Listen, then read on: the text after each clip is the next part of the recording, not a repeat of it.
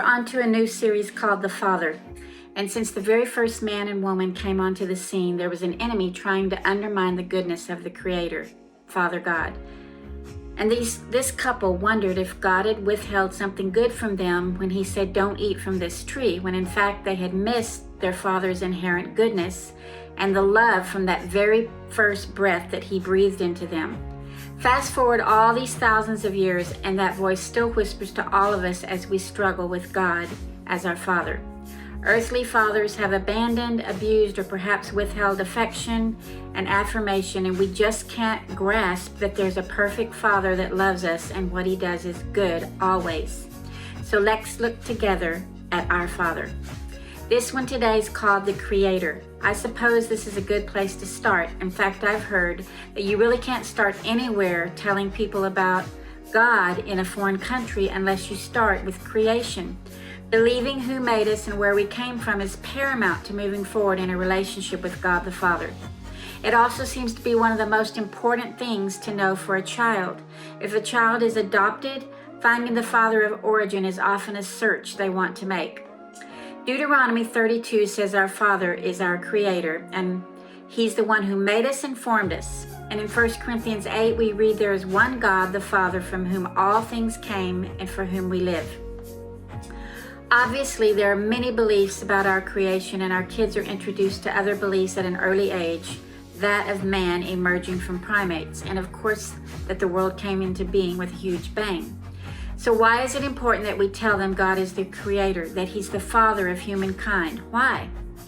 When we know who our Father is, we look for characteristics in our own selves that mimic those of the Father. Kids without knowledge of who their Father is have no resource from which to draw, no personage to look to see where they got that color of hair from or their athletic ability, etc. There's something missing. But when we know who our Father is, we can look to him for understanding, guidance, love, and all the things because we belong to him and came from him. This is why it's so important that this be our foundational belief that there is one God, our Father, who created and formed us. Isaiah 64 tells us that God is our Father and we are the clay, he's the potter, and we're the work of his hand. Have you ever observed a potter? I bet you have. It's fascinating to watch gentle hands work wet clay and make a vessel that's beautiful and useful. It's equally amazing to watch a potter reshape and reform a broken vessel into something new. And handmade clay pottery is of great value simply because it's handmade.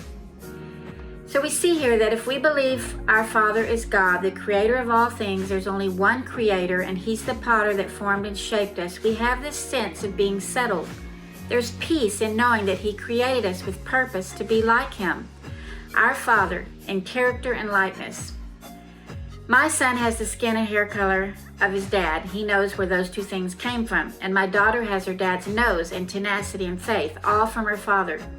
Many things in our physical makeup appear and are visible simply because we belong to a specific dad.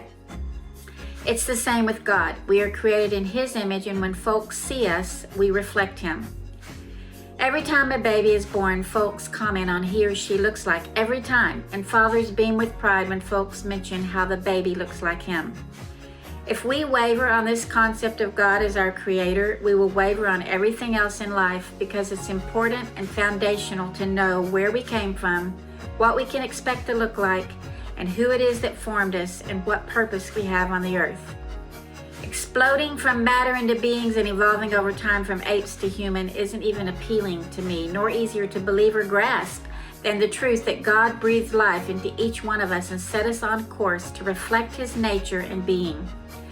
What an incredible life purpose and goal to reflect the one who made us. Wondering what your purpose is? Shaken because the purpose you thought he had has changed over the years? Feeling lost and ashamed at times because of your mistakes? None of that is part of your DNA because God made you, formed you with a purpose, and sustained you to reflect his character. That belief is first and foremost when talking about God our Father. And just what is the character of this Father of lights that spoke all things into being in creation? So glad you asked, because that's the next in our series on the Father.